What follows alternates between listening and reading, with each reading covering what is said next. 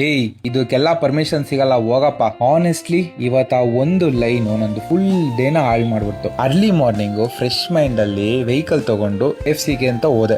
FC ಮುಗಿದ್ಮೇಲೆ straight RTO ಹೋದೆ. Because ನಾನ್ ಮಾಡ್ತಿರೋ ಸೆಟಪ್ ಗೆ ಪರ್ಮಿಷನ್ ತುಂಬಾ ಇಂಪಾರ್ಟೆಂಟ್ ಇತ್ತು. ಆಲ್ರೆಡಿ ಡಿಸೈನ್ ರೆಡಿ ಆಗಿತ್ತು, ಪ್ಲಾನಿಂಗ್ ಆಗಿತ್ತು, ಮೆಜರ್ಮೆಂಟ್ಸ್ ಕೂಡ ಆಗಿತ್ತು. ಆನೆಸ್ಟ್ಲಿ ಮೈಂಡ್ ಅಲ್ಲಿ ಫುಲ್ ಎಕ್ಸೈಟ್ಮೆಂಟ್ ಇತ್ತು, ಇದು ವರ್ಕ್ ಆಗ್ಬೋದಾ ಅಂತ.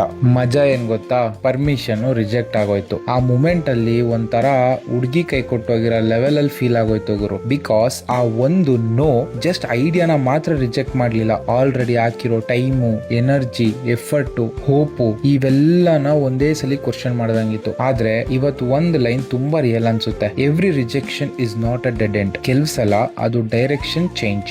So let see, idea stop ಆಗುತ್ತಾ ಅಥವಾ ಇನ್ನು ಸ್ಟ್ರಾಂಗರ್ ಆಗಿ ಕಮ್ ಬ್ಯಾಕ್ ಮಾಡ್ಬೋದಾ ಅಂತ. ಪೇಜ್ ನ ಫಾಲೋ ಮಾಡ್ಕೊಳ್ಳಿ. ನಿಮ್ಮ ಒಪಿನಿಯನ್ ಕೂಡ ಕಮೆಂಟ್ ಅಲ್ಲಿ ತಿಳಿಸಿ. ಮುಂದಿನ ವಿಡಿಯೋ ಸಿಗೋಣ. ಎಲ್ರಿಗೂ ಬಾಯ್.